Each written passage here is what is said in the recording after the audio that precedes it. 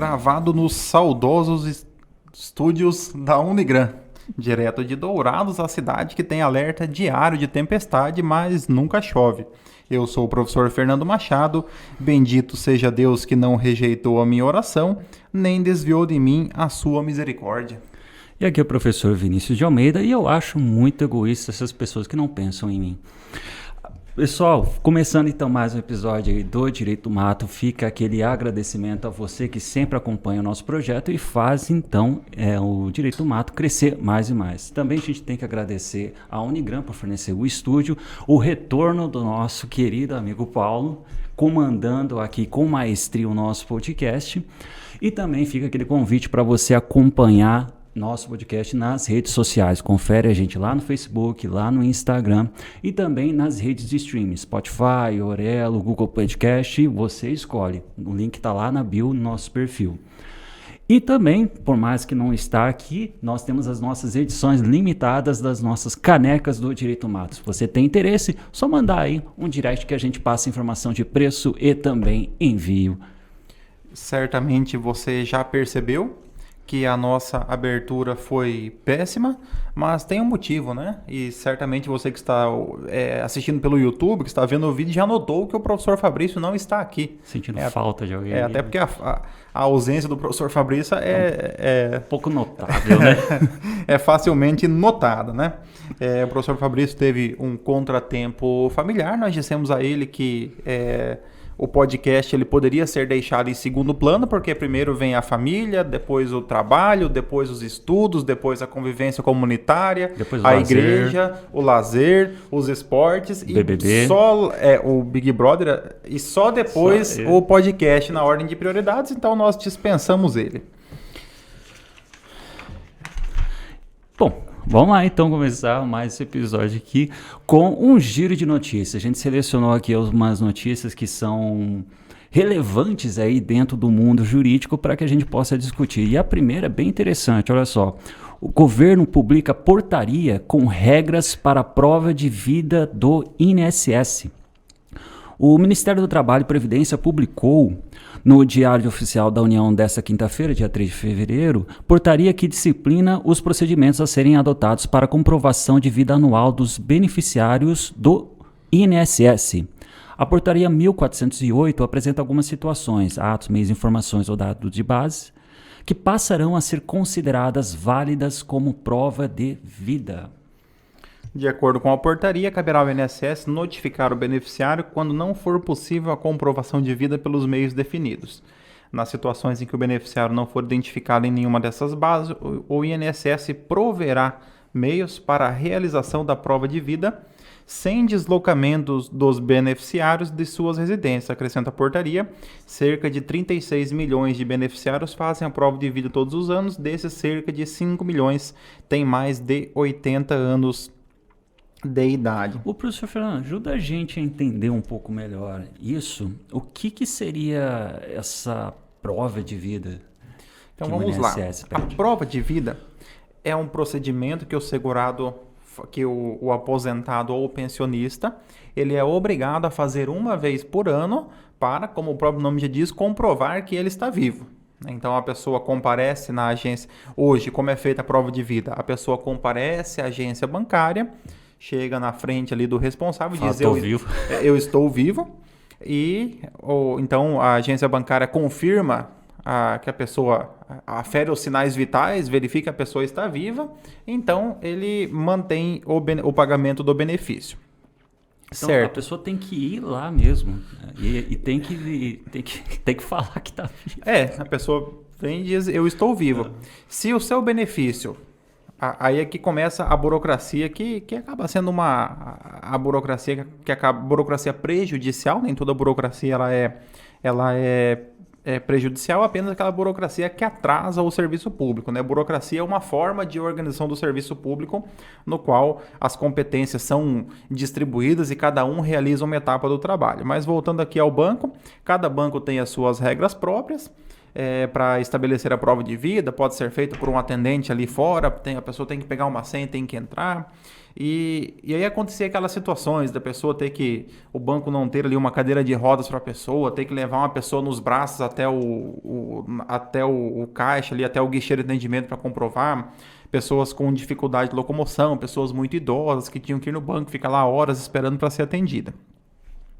Pensando nisso, o governo federal então estabeleceu uma forma de compartilhamento de bases de dados, no qual a pessoa ela tem ou o reconhecimento facial, ou o reconhecimento por biometria, ou que ela realiza algum ato perante algum órgão público, e esse ato então vai ser compartilhado e utilizado como prova de vida. É uma solução que eu achei fantástica. Eu, particularmente, conhecendo o serviço público brasileiro, eu verifiquei que constatei que foi um passo muito grande em termos de modernização, porque, por exemplo, hoje, acredito que, se não a totalidade, mas quase todos os eleitores têm o seu cadastro biométrico.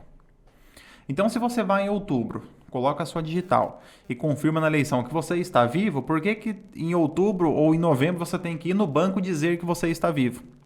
Se você comparece no INSS e realiza uma perícia médica presencial em fevereiro, então por que você tem que ir ali em março e comprovar de novo que você está vivo para a agência bancária? Então, esse compartilhamento de dados eu achei muito interessante, até porque ele permite que você possa utilizar uma série de atividades, como, por exemplo, renovação de CNH. Faz sentido, né? Você só renova CNH se você estiver vivo, né? Então, renovação de CNH, carteira de trabalho, alistamento militar, votação, vacinação, atualização de cadastro no CAD único para as pessoas que têm a família cadastrada, atendimento presencial nas agências do INSS por algum motivo já valida também a prova de vida, o acesso ao aplicativo do INSS para quem também tem a biometria facial reconhecida já vai servir como prova de vida. Então foi algo que eu achei assim muito interessante. Aqui um dado que chama atenção é que, por exemplo, em relação ao INSS, são hoje 36 milhões de beneficiários, né? Então nós temos aí quase que 15%, um pouco mais de 15% da população brasileira é beneficiária do INSS. Sim. E desses 5 milhões tem mais de 80 anos, né? Aí a gente lembra sempre, porque quando eu ia para ser atendido no INSS, presencial como advogado, era sempre muito demorado. Por quê? Porque você tem a fila de prioridades, né? Então na fila de prioridades entra a pessoa com deficiência, pessoas com mobilidade reduzida, idosos e gestantes. Que é basicamente quem vai no INSS, né? Então, praticamente todo mundo que vai no INSS é prioridade, né? Então, eu chegava lá e pegava a senha. Minha senha era 18, né? Aí eu via, tava na 14, logo eu vou ser atendido, né? Aí começava a entrar a prioridade no meio, era atendido umas 20, 30 senhas depois, né? Mas faz parte. E uma dúvida assim que eu fiquei pensando é o seguinte: qual que seria duas coisas? Primeiro, qual que é a consequência da pessoa ela não fazer essa prova de vida? E segundo, o INSS ele tem que fazer alguma coisa? A consequência da não realização da prova de vida era, primeiro, a suspensão temporária do benefício por um prazo determinado, com a comunicação da pessoa. Se a pessoa não realizasse durante o prazo de suspensão, aí levava à cessação do benefício. O INSS já vinha informatizando algumas bases de dados, por exemplo, em relação à comunicação de nascimento e óbito dos cartórios para o INSS. Então, o INSS ele toma conhecimento de que determinada pessoa veio a óbito.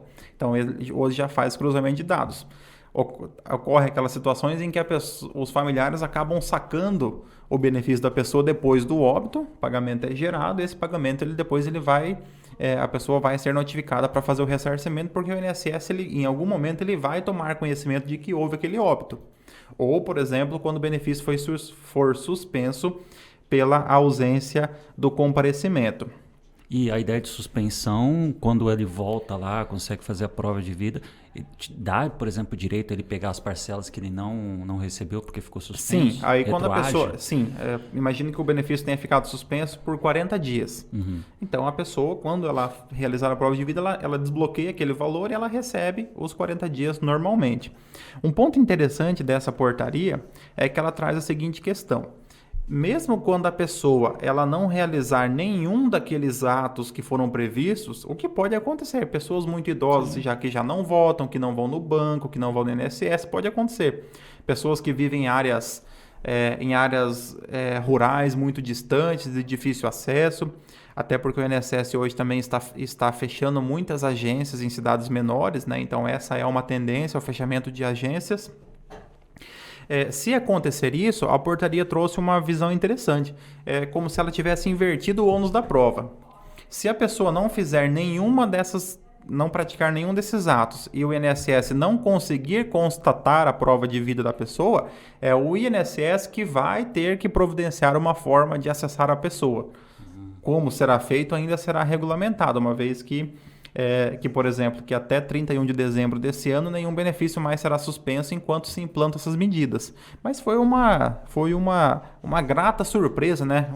A publicação hoje, porque o nosso podcast é o mais atualizado do país, e a notícia foi publicada hoje no Diário Oficial, e hoje nós já estamos aqui falando sobre o assunto, né? Então, tem aí um prazo para implantação pelo INSS, mas é algo que me deixou muito alegre e confiante na esperança da salvação. Muito bom. E vamos para a nossa segunda notícia. Justiça autoriza pai a acessar celular do filho que morreu atropelado. O pai de João Vitor recorreu à justiça para ter acesso a fotos e vídeos gravados no celular do filho, que morreu atropelado em Santos, litoral de São Paulo, quando andava de bicicleta em abril do ano passado. O acesso foi autorizado pelo juiz Guilherme de Macedo Soares, da 2ª Vara do Juizado Especial, com acesso de Santos, com acesso ao conteúdo, a família da vítima poderá saber se o rapaz gravou vídeos e fotos antes de morrer. A vítima foi atropelada por um carro na Avenida Washington Luiz, no Gonzaga. Com o impacto da batida, o rapaz foi arremessado na traseira de uma caminhonete estacionada. O motorista do carro alegou na época que não viu o ciclista, mas a família argumenta que não foi isso que aconteceu e tenta questionar a conduta dos policiais militares que atenderam o caso. No boletim de ocorrência foi notado pela polícia que o motorista não apresentou sinais de embriaguez, mas não foi feito o teste de bafômetro. Bom, fatalidade aí e tal, mas o que é interessante, eu acho, dentro dessa notícia é aquela discussão que a gente já teve até em outros episódios sobre o meio digital ser também hoje considerado um patrimônio. Seria uma memória digital, né? Aqui no caso, acho que até fala, né? É um iPad, alguma coisa assim. Bom, não sei, aqui acabo não comentando. Mas olha só que interessante, até a necessidade de você precisar propor uma demanda judicial. Eu acredito que a ação judicial deve ter sido proposta contra, talvez, a Apple. Porque foi no juizado, isso eu achei interessante. Então foi no juizado porque eu acredito que tenha sido contra, porque a Apple tem todas as imagens, ela pode liberar o acesso, né, do negócio, porque você tem a sua conta, quando você você entende melhor do que quando você tem o celular, você cadastra a sua conta, tudo que você tem, ele é compartilhado, você vai para a nuvem e você tem acesso, pode compartilhar em outros dispositivos. Então, tudo isso fica registrado. Inclusive outras questões também, como localização, tudo isso fica registrado. E somente a pessoa que pode acessar essas informações. Certamente que os pais talvez tenham tentado reiniciar alguma senha, algo nesse sentido, foi bloqueado o acesso e somente a Apple teria condições de desbloquear esse conteúdo, porque eu acredito que não seja uma simples questão a questão do aparelho em si, e sim do acesso às informações que estavam talvez ali na nuvem. Então, eu imagino que a ação tenha sido proposta contra a Apple para que fosse permitido o acesso não necessariamente ao aparelho. iCloud, né? Que fala. iCloud, né? iCloud, sei lá. Eu olhei, de vez em quando ele aparece meu aqui falando que o espaço está cheio e manda eu comprar um pouco lá. Mas eu apago umas fotos e fica tudo bem, né? Para não ter que pagar fazer mais um pagamento. Mas eu imagino que tenha sido nesse sentido. Aí a discussão essa memória digital, ela faz parte do patrimônio jurídico da pessoa, a ponto de ser objeto de uma ação judicial, segundo o juiz, faz parte. A gente também pode até olhar de outra maneira, assim, questão de intimidade e privacidade. Mesmo que seja os pais desse menino, até o direito de intimidade dele é preservado no sentido da Apple negar, por exemplo, o acesso e só conceder o acesso através de via judicial. Aí se nós fizéssemos uma discussão, por exemplo, a nível, claro que nós não chegaríamos lá, mas a nível de Tribunal Constitucional Alemão, a discussão seria essa. O morto, a pessoa falecida, ela tem direito de preservar a sua memória mesmo em relação aos seus sucessores? É uma questão filosófica, da filosofia do direito, né? Eu morri, eu posso ter o direito de enterrar as minhas memórias comigo, ou outras pessoas podem ter acesso a informações que talvez eu em vida não quisesse que ela soubesse. Tipo histórico de navegação, né? Pode ser, né? Também, né? Como diria Machado de Assis, né? Está morto, podemos elogiá-lo à vontade, né? Então, mas aqui seria uma questão interessante para analisar do ponto de vista mesmo da pessoa que se foi, né? Ele tem direito de intimidade, mesmo estando morto, com relação ao conteúdo digital?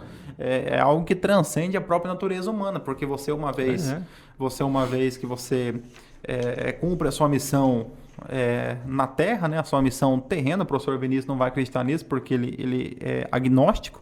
Mas você cumprindo a sua missão, você leva suas memórias consigo. Agora, quando você deixa memórias digitais, né, é algo interessante. Cara, e ainda mais com esse lance aí de metaverso, do negócio do Elon Musk também, que quer colocar chip aí no ser humano. Realmente agora vai ficar mais coisa ainda dentro dessa herança digital. Então já faço mais um questionamento aqui. O que você compra no metaverso? Você compra um espaço? Cara, boa pergunta. O que você compra lá, hein? Terreno. No Minecraft? Tá. Então vamos lá. Comprei um lote no metaverso. Tá? Comprei um lote. Comprei um lote de esquina no metaverso, numa rua comercial do metaverso. E aí eu vim a óbito. Isso vai integrar o meu inventário? Pois é, né, se for um patrimônio... pelo visto se tem um valor econômico, dependendo de onde fica o seu lote, o lote no metaverso está valendo mais, né? Se você tem um terreno lá na última rua de Amambai e um lote no metaverso, você vende mais caro o lote no metaverso. Mas aqui eu senti ainda mais falta do professor Fabrício para falar um pouco sobre essa questão de direito de família, né? Sugiro até que a gente mude a notícia, porque eu não tenho muito a acrescentar com relação a direito de família nessa notícia. Então, continuando. Juiz suspende serviço de mototáxi da 99 Moto em João Pessoa. Em liminar, o juiz de João Pessoa, Paraíba, determinou a suspensão do serviço 99 Moto na cidade. O serviço era oferecido pela empresa 99 App e consistia no transporte de passageiros por mototaxista. Até agora nada de novo. Recentemente, em João Pessoa, a empresa 99 anunciou uma nova modalidade de serviço oferecendo o transporte de passageiros por mototáxi. Empresas de transporte da cidade, então, foram à justiça para impedir o funcionamento desse serviço. Na ação, as empresas afirmaram que o transporte por mototáxi promovido pelo aplicativo não é submetido a qualquer tipo de controle do poder público municipal. Ademais, os autores frisaram que a lei municipal 8210/97 proibiu a existência de modalidade de transporte remunerado de passageiros através de motocicletas ou congêneres.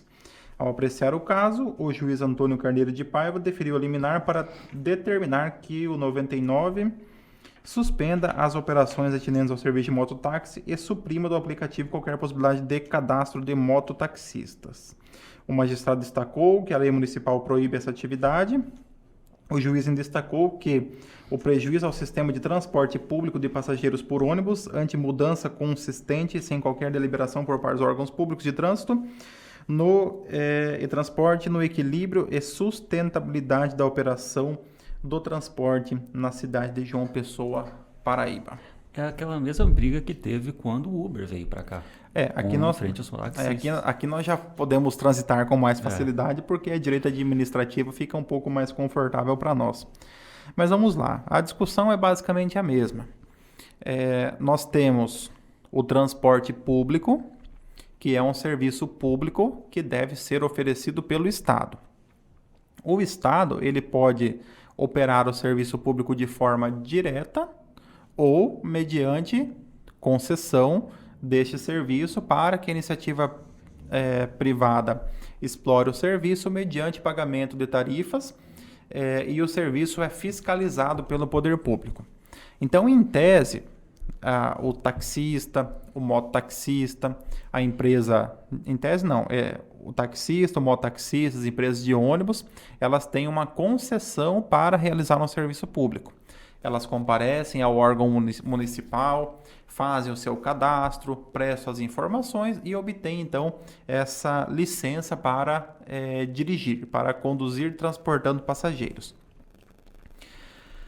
Quando você insere um serviço desse dentro do modal de transportes urbano, ficou bonito, né? Dentro do modal de transportes urbano, você está inserindo um serviço que ele é organizado por um aplicativo privado, por uma empresa privada, e ele não se submete diretamente à fiscalização do poder público.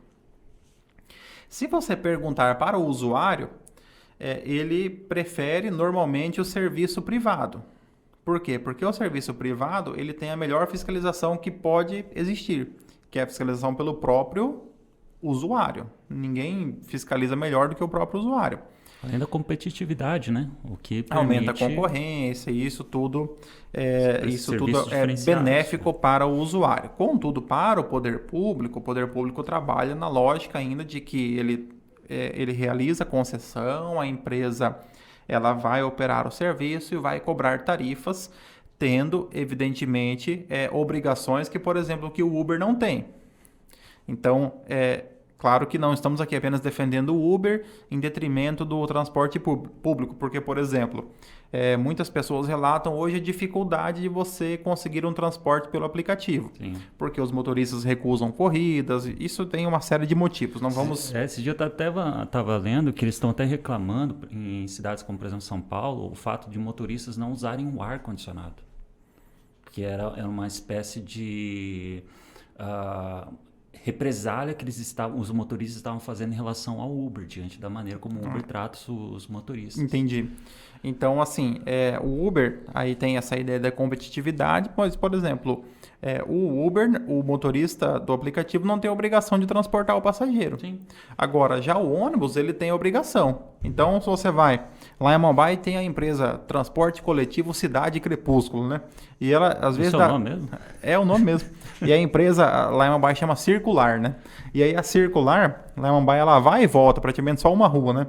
E tem horários que, assim, a Mumbai não tem um centro comercial industrial tão desenvolvido, então tem horários que o ônibus tem que trafegar quase que vazio. Uhum. Mas por quê? Mas é porque é obrigação da empresa oferecer o transporte naqueles horários. Isso está no contrato de concessão. Essa discussão, ela ainda certamente que vai avançar por muito tempo nesse processo. Aqui foi apenas uma liminar, ainda o processo será instruído. Provavelmente, dentro do município, vai haver ali alguma movimentação entre os vereadores, a lei será alterada, vai permitir que seja feito o transporte desde que a pessoa seja, por exemplo, cadastrada, algo nesse sentido, como alguns municípios vêm fazendo. É legal ver aqui, eu achei interessante a ideia, que é a ideia da proibição em uma lei municipal, já que os ciclos do poder de polícia ele faz pela ordem, né, que é a lei ou então a regulamentação, aí depois depois da ordem era concessão, fiscalização e sanção. Se não tem a ordem, se não tem a lei permitindo isso aqui, de fato não há razão, pelo menos em um primeiro momento assim, da exploração dessa atividade. Acaba prejudicando, mas eu achei a ideia boa. Vamos ver, boa sorte para os caras. Nós tivemos já em vários municípios tentativa de proibição. Normalmente a população local acaba realizando algumas manifestações, ali alguns legisladores do município acabam defendendo a classe também dos motoristas, outros defendem a classe do transporte tradicional, ou das empresas de ônibus, ou dos próprios taxistas, mototaxistas, então há aquela discussão, mas acaba que, como pelo menos o que nós vimos nos últimos 2, 3 anos, o município acaba adotando alguma postura meio intermediária, permitindo a exploração do serviço, mediante ali alguma compensação, que seja algum registro, que seja alguma tributação sobre aquele serviço. Isso é uma coisa que vai pesar mais para frente, o sentido, será que cobra, sei lá, ISS, por exemplo, nisso aqui? Isso aqui é uma questão que vai surgir. Sim, e o que tem acontecido é que muitas empresas acabam migrando também o registro acabam migrando o registro por conta da emissão do ISS. É o que aconteceu, por exemplo, com o município de São Paulo, salvo engano, Osasco, ou Guarulhos, no qual o Uber e outras empresas de aplicativo mudaram a sua sede justamente pela questão da emissão do pagamento. Você procura, sempre que um município ele tenta limitar uma atividade por meio aí dessa característica parafiscal do tributo, né? Então, na ideia de desestimular uma atividade, aumenta o tributo. Aí tem outro município que vai na direção contrária e tenta atrair aquela empresa, aquela arrecadação e acaba trazendo algum incentivo fiscal. Nós tivemos aqui recente também em Dourados, o caso do falso veterinário, né? Que ele foi abordado e foi preso pelo exercício ilegal da profissão. Aí, mais uma vez, não vamos entrar na questão criminal da conduta típica que foi praticada, mas... Para poupar os ouvidos de quem está ouvindo, isso, né? Mas aí nós podemos voltar também na questão do poder de polícia do Estado. Por quê? Porque o poder público, ele fiscaliza o exercício das atividades profissionais que são regulamentadas. Uma das principais formas que nós temos de fiscalização das atividades profissionais no país são os conselhos profissionais. Como no caso do veterinário, é o Conselho Regional de Medicina Veterinária, né? CRMV, né? Que é o conselho que vai fiscalizar o veterinário. Então, certamente que ele faz a sua inscrição, apresenta os seus documentos, o seu diploma, a sua formação, ele tem um registro, tem que pagar anualmente ali uma taxa para que ele possa exercer a sua atividade, e então ele está lícito para exercer a sua profissão. No caso do falso veterinário, não sei se talvez ele tinha apenas experiência empírica no cuidado com animais e acabava trabalhando dessa forma. Inclusive, segundo li nas notícias do Dourados News, utilizando uma carteira profissional falsa, que ele ali além de se divulgava, né? Publicamente. Quando tentou empreender fuga ali, ele escondeu na sua cueca a carteira né? Profissional, né? Mas eu desconheço a veracidade dessa informação, apenas li um desses jornais que talvez ali de forma sensacionalista tenha incluído esta informação. E acho que já chegamos então aí, mais um fim de um episódio do Direito do Mato, com esse giro de notícias, essas 3 notícias, para que você fique sempre atualizado no mundo jurídico. Fica de novo aquele nosso agradecimento para você que acompanha o Projeto Direito do Mato, e é com você que a gente consegue crescer e fortalecer mais ainda. Agradecemos ao Unigran, que nos proporciona todo esse espaço para que nós possamos realizar o nosso humilde trabalho. Agradecemos também a você que nos acompanha, que nos ouve e que compartilha momentos tão agradáveis conosco, né? E a gente espera que, se você chegou até aqui nesse episódio de Direito do Mato, já tenha deixado lá no YouTube um like, também um comentário, para que o YouTube ele possa apresentar esse vídeo para outras pessoas. E também não deixa de acompanhar os nossos episódios passados. Eu confesso que eu não me recordo como que o professor Fabrício encerra o episódio. Tem alguma coisa ali, gratidão, beijos de luz, alguma coisa ali. Né? Mas eu sei que tem alguma coisa e sejam felizes, né? Então, em homenagem ao professor Fabrício, que não está aqui de corpo presente, mas está de alma e coração, a todos sejam felizes.